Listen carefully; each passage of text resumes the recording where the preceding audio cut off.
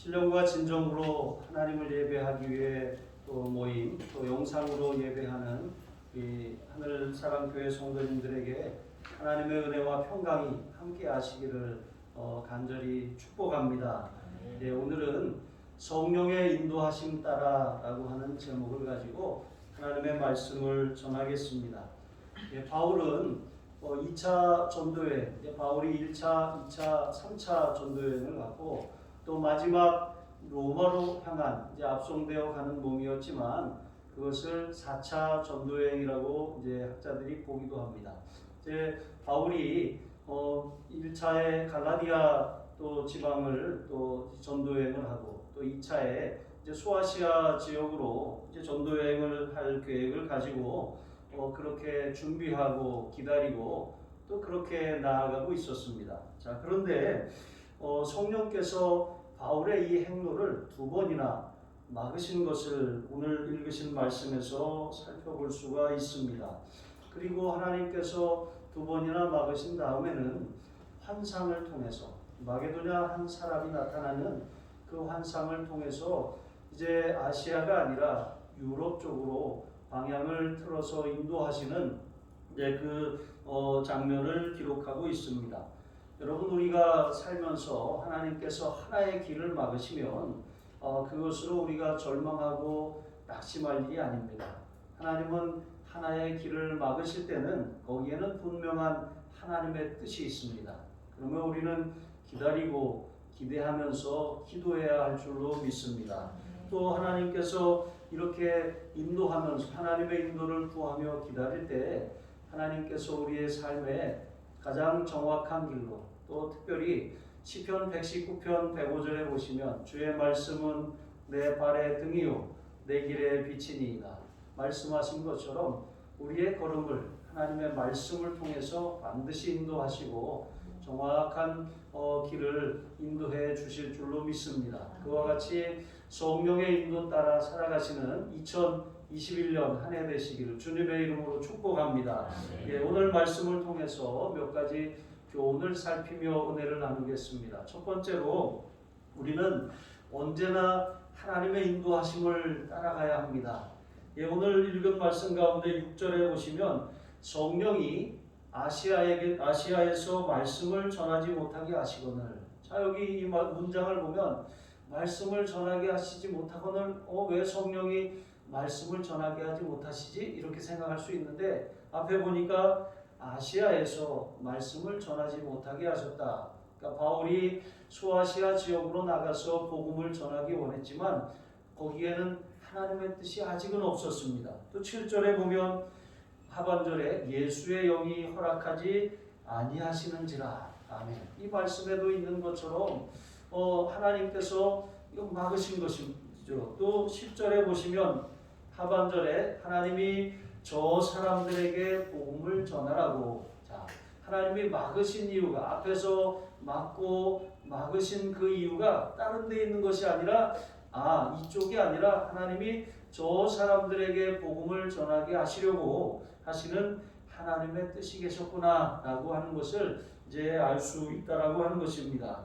여러분, 바울은 계속해서 소아시아에서 복음을 전하기 원했습니다.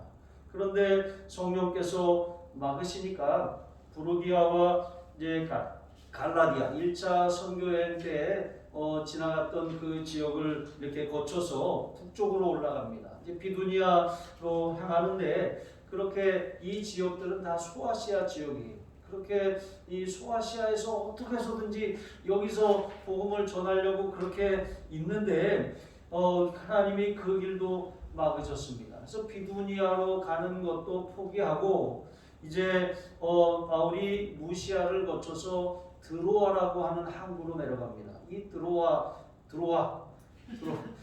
드로아라고 하는 이 항구, 하나님이 글로 인도하신 거예요. 그 항구가 어디 있냐면 에게 연안에 있어서 이 드로아가 마게도냐와 이제 이를 왕래하는 그런 배들이 다니는 곳이었습니다. 하나님이 막아서 인도하신 것이 드로아라고 하는 그 항구에 이르게 하신 거예요. 그런데 그 항구를 가만히 보니까 유럽의 관문인 마게도냐로 들어가는 그 항구였던 것입니다. 그런데 자, 그 드로아에 이제 기다리고 있는데 하나님이 환상 중에 마게도냐 사람을 보여주셨어요. 그 마게도냐 사람이 저쪽에 서서 건너와서 우리를 도우라고 이렇게 요청하는 것입니다. 참 놀랍죠. 그가 이리 가려고 했는데 막혔고 저쪽으로 가려고 했는데도 막혔습니다. 하나님의 뜻을 구하며 기다리는데 하나님의 환상 중에 이 마게도냐 사람을 보내주셔서 건너오라고 하는 그런 요청을 받은 것이죠. 바울은 그때 그것을 하나님의 뜻으로 알아들었던 것입니다. 여러분, 물은 흘러가다가 막히면 가만히 서 있는 것이 아니라 또 돌아가요. 낮은 대로 열린 대로 계속 흘러가기 마련인 것입니다.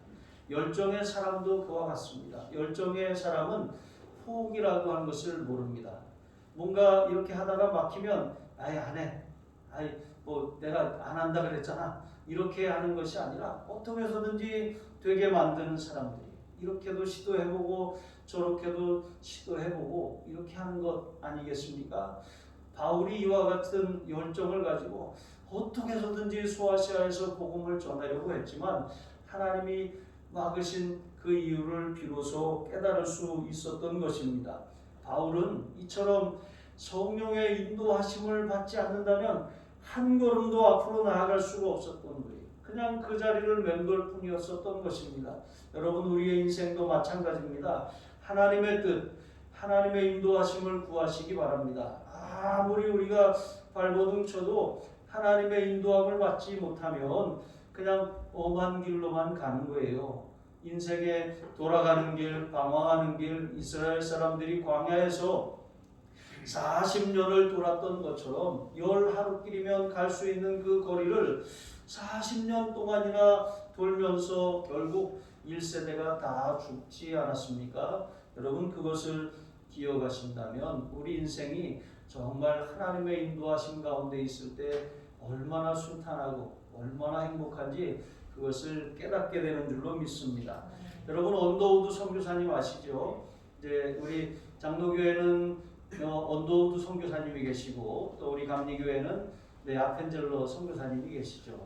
자, 아펜젤로 선교사님은 초창기에 순직을 하셨죠. 이제 이 물에 바다에 빠진 그 여학생을 건지려고 하다가 이제 순직하셨습니다. 어쨌든 언더우드 선교사님께서 원래는 인도 선교사로 자원하고 또 기도하며 준비하고 있었습니다.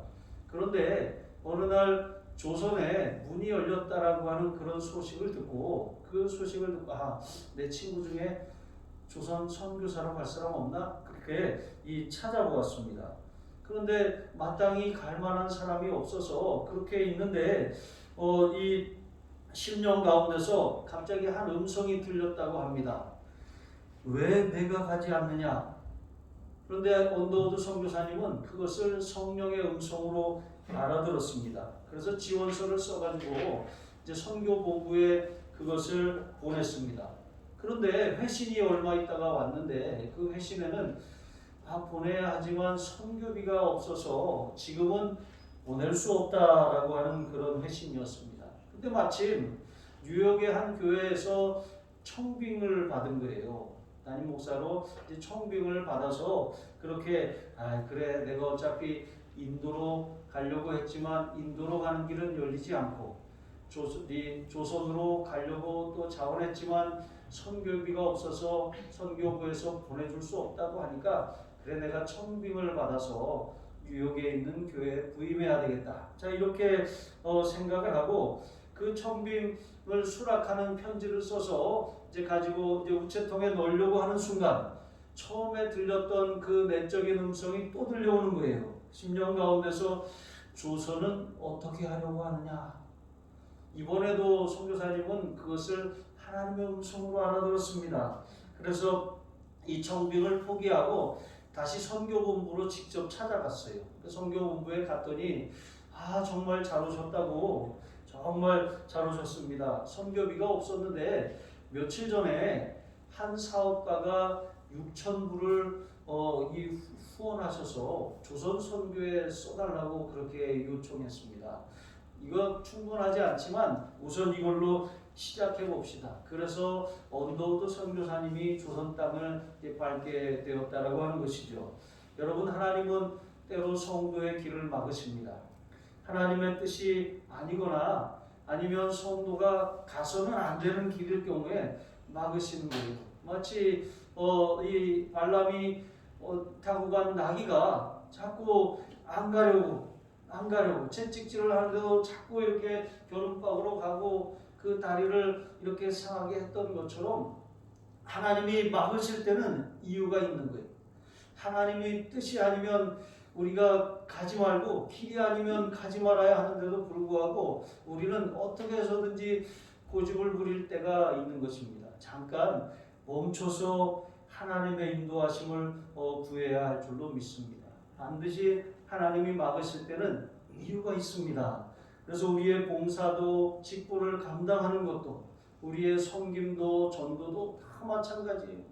하나님이 길을 열어주시고 인도하시는 방향으로 나아가야 할 줄로 믿습니다. 그렇게 행할 때 하나님께서는 우리의 삶에 놀라운 역사를 이루시는 줄로 믿으시기 바랍니다. 두 번째로 우리는 하나님의 뜻을 깨달았다면 주저하지 말고 즉시로 순종해야 하는 줄로 믿습니다.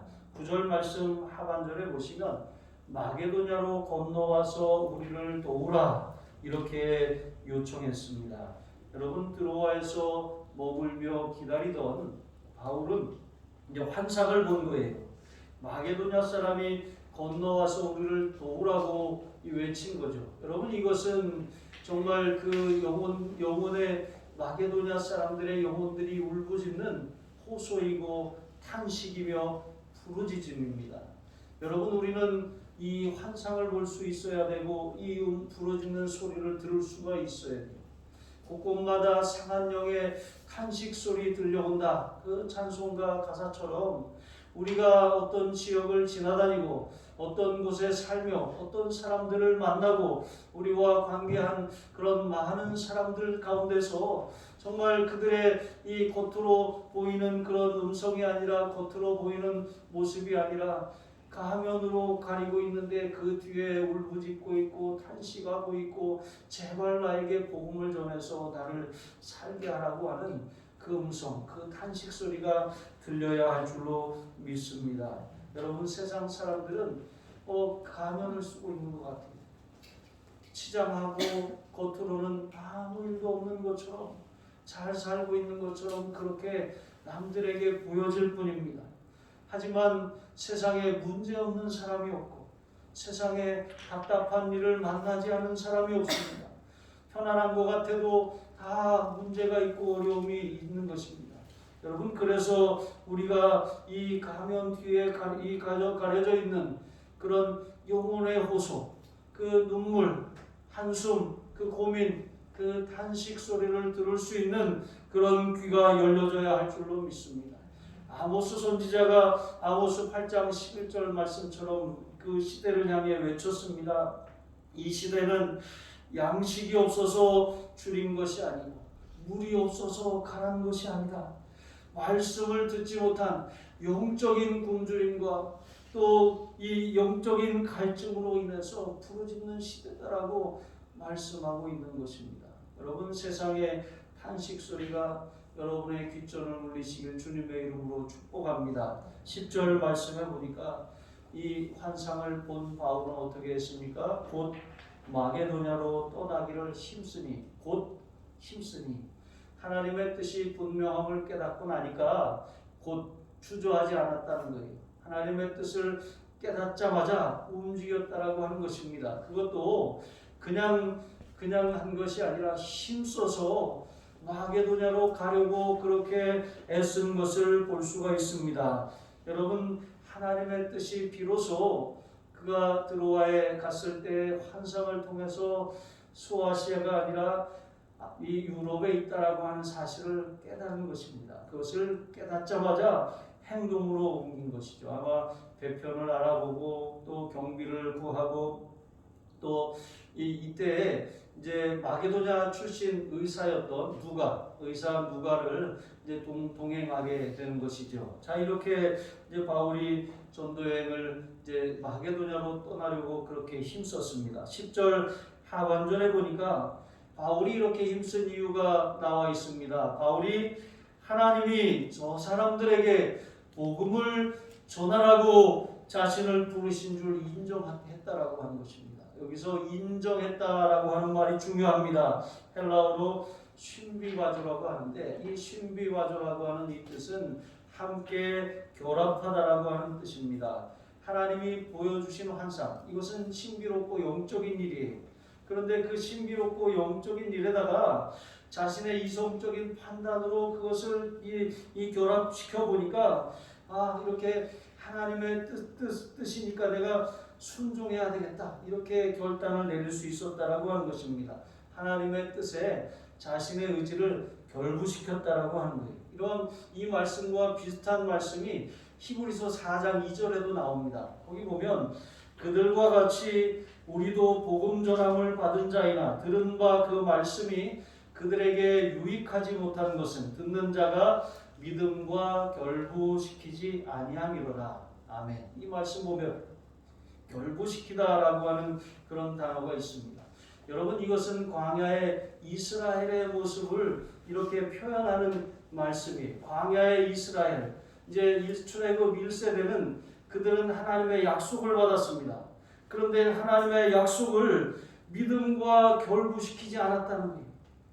하나님의 약속을 믿음과 결부시키지 않고 약속은 약속이고 또 현실은 현실이고 하다가 그 광야에서 다 죽고 말았다라고 하는 것입니다. 여러분, 우리가 말씀을 들어야 돼요. 말씀을 듣고 그 말씀을 믿음과 이렇게 결합해야 되는 것입니다. 그리고 믿음과 결부시킨 그 말씀을 어떻게 해야 됩니까? 순종하는 거예요.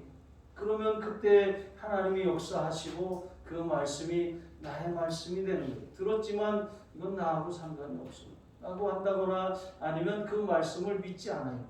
그럼 그 말씀이 나하고 아무 상관도 없고 역사하지도 않는다라고 하는 것입니다. 그런데 우리가 말씀을 듣고 그 말씀을 믿음과 결부시키면 또 그 결부시킨 그것을 통해서 그것을 우리가 순종하면 그때 역사가 일어난다라고 하는 것을 알 수가 있습니다.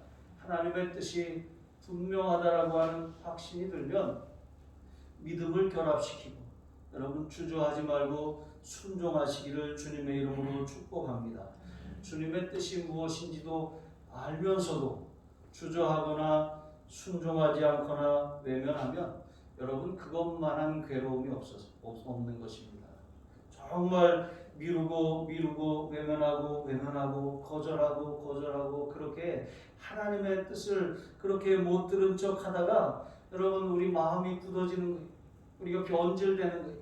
그렇게 됨으로 인해서 다시 순종하게 되기까지 참으로 많은 세월을 돌아가는 거예요. 광야의 이스라엘이 이 가나안 땅을 정탐한 하루를 1년으로 계산해서 40일 정탐에 40년을 돌아가게 된 거예요. 여러분 40년을 돌아가라고 하면 돌아가겠습니까? 돌아가시겠죠. 그런 얘기 들으면 참 아주 우리 삶이 그와 같다라고 하는 거예요. 곧바로 갈 수 있는 길은 순종인데 우리가 그것을 외면하고 거절하고 그렇게 무시하다가 돌아가는 거예요. 그렇게 하다가 약속은 받지 못하고 돌아가시는 거죠. 여러분 그런 인생 되지 마시고 하나님께서 말씀하신 이 명령에 직진하시는 삶을 살아가시기를 주님의 이름으로 축복합니다. 마지막 세 번째로 기도하며 두드리면 닫힌 인생의 문들이 열려지는 줄로 믿습니다. 12절 말씀에 보시면 이 성에서 수일을 유하다가 바울은 드로아에서 배를 타고 사모드라게로 갔습니다. 그리고 네아폴리를 지나서 마게도냐의 그런 첫 성인 빌립보에 도착했습니다. 드로아에서 네아폴리까지는 250km입니다. 250km. 이게 짧은 거리가 아니죠. 오늘날 고속도로가 잘 뚫려 있어서 차로 막 달려가면 금방 갈 수 있을지 모르겠지만 배편으로 당시에 이 250km라고 하는 거리는 엄청난 거리죠. 그런데 그 거리를 순풍을 만나서 이틀 만에 도착했습니다. 그런데 그 다음에 빌립보에서 다시 돌아갈 때는 닷새가 걸렸어요. 이게 정상입니다. 하나님께서 이처럼 순종하는 길에 순풍에 돛단 듯 순탄한 길을 열어주신 것입니다. 자, 우리의 삶도 마찬가지입니다. 순종하는 길은 쉽게 가는 길이에요. 순종하는 길은 하나님이 등 뒤에서 밀어주시는 길입니다. 그런데 우리가 돌아가면 역풍을 만나는 거예요. 인생의 역풍은 아무리 발버둥치고 아무리 애쓰고 아무리 앞으로 나아가려고 해도 항상 제자리입니다. 뒤로 밀려나는 것입니다. 앞으로 나아갈 수가 없는 인생입니다. 빌립보에 들어간 바울과 그 일행은 수일 동안 그 성에 머물렀다라고 말씀하고 있습니다. 기다린 거예요. 기도하면서 기다린 것입니다. 그리고 하나님의 인도하심을 구하는 것이죠. 13절에 보시면 이제 바울은 언제나 새로운 지역에 들어가면 회당을 찾아갔어요. 유대인 회당을 찾아갔는데 빌립보 지방에는 아직 회당이 세워지지 않았어요. 회당이 구성되려면 적어도 성인 남자가 10명은 돼야 되는 것이죠. 근데 10명도 안 되었다라고 하는 것이죠. 자, 이렇게 이 회당의 규모에 미치지 못하는 그런 모임은 이제 기도처라고 합니다. 이제 우리 교회 감리교 교리와 장정회도 마찬가지입니다. 이 교회가 이 교회로 구성이 되려면 입교인이 이제 만 18세 이상 된 세례 입교를 통해서 된 그 입교인이 12명 이상이 되어야 하는 것입니다. 자, 이렇게 이 안식 그 기도처, 그러니까 회당이 구성되지 못하는 10명이 안 되는 그 유대인들의 모임. 그 유대인들은 정말 그들이 어디에 있든지 하나님의 백성이라고 하는 것을 또 이렇게 또 확인하는 그런 시간. 안식일이 되면 이제 기도처를 찾아서 그렇게 가서 이제 모임을 가졌습니다. 근데 주로 강가나 이제 바닷가에 위치한 곳에 모여서 그곳에서 이제 율법을 나누고 기도하는 모임을 이제 가졌던 것이죠. 자, 그렇게 바울도 경건한 유대인들이 모여 있는 그런 기도처를 찾으려고 이제 강가로 나아갑니다. 그리고 강가에 갔다가 이제 한 여인들의 무리를 봅니다. 유대 여인들도 있고 또 이방 여인들도 거기에 모여 있습니다. 그래서 안식일 이제 기도 모임을 이제 발견한 것입니다.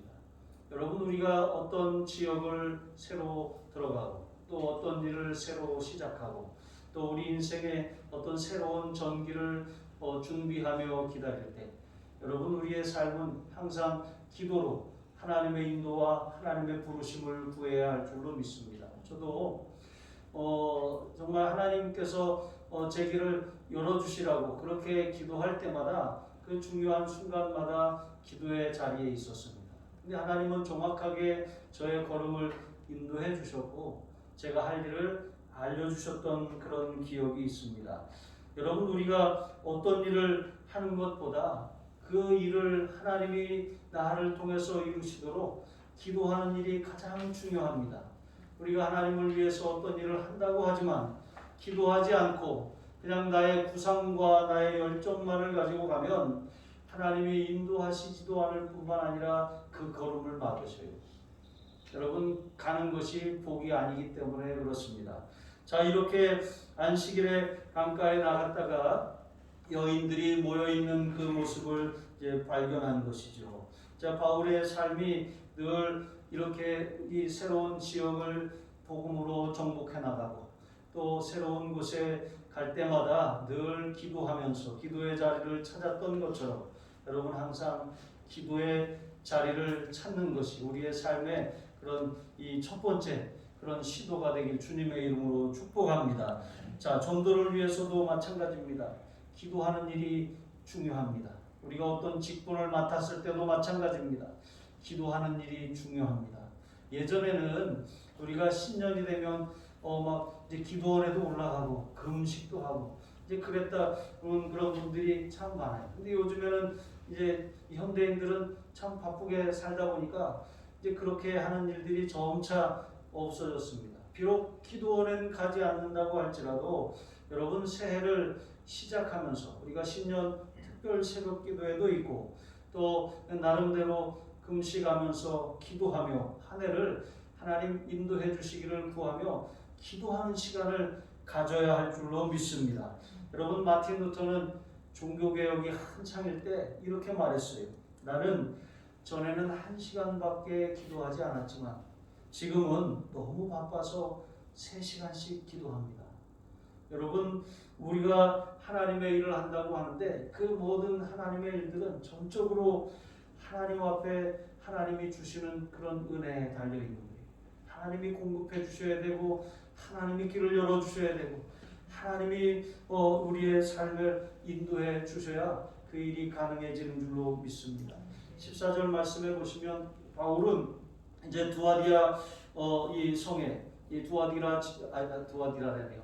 예, 그 마게도냐 성의 마게도냐의 첫 성인 빌립보에서 첫 열매를 거두었습니다. 그 첫 열매를 거두는데 그 첫 열매가 누구였습니까? 우리가 잘 알고 있는 루디아라고 하는 여인입니다. 이 루디아는 두아디라시의 이제 이 자색옥감 장사인 것이죠. 그는 이방인이었지만 하나님을 경외하는 여인이었습니다. 이제 구약의 이 말씀을 통해서 메시아를 기다리는 사람 가운데 하나였죠. 그런데 바울이 전하는 복음을 듣고서 그는 이제 이 복음을 받아들인 것입니다. 그런데 성경은 바울이 전하는 말을 듣고서 그냥 받아들였다고 기록하고 있지 않고 주께서 마음을 열어주셔서 복음을 받아들였다고 기록하고 있는 것입니다.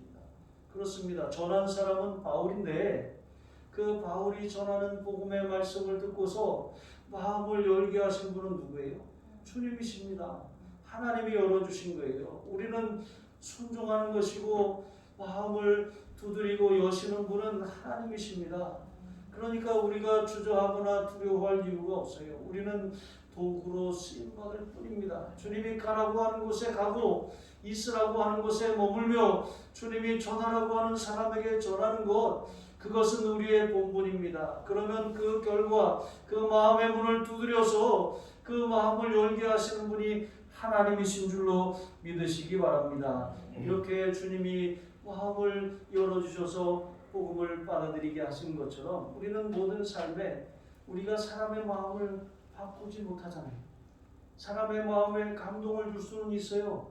하지만 그 마음을 우리가 바꾸고 돌려놓고 변화시킬 능력은 우리에게 없습니다. 이것은 온전히 주님의 몫입니다. 하나님께서 하시는 일인 것입니다. 15절 말씀해 보시면 루디아는 자신뿐 아니라 자기의 집에 속한 모든 사람들이 세례를 받게 했습니다. 이제 그리스도인이 되었다라고 하는 것이죠. 그리고 강권에서 자기 집에 이제 그 바울의 일행을 모셨습니다. 그곳에서 선교의 거점으로 삼고 이제 빌립보성 복음화에 그렇게 자신의 집을 내어준 것이죠. 여러분 그렇게 유럽의 첫 교회, 그 첫 교회가 바로 루디아의 집에서 시작된 거예요.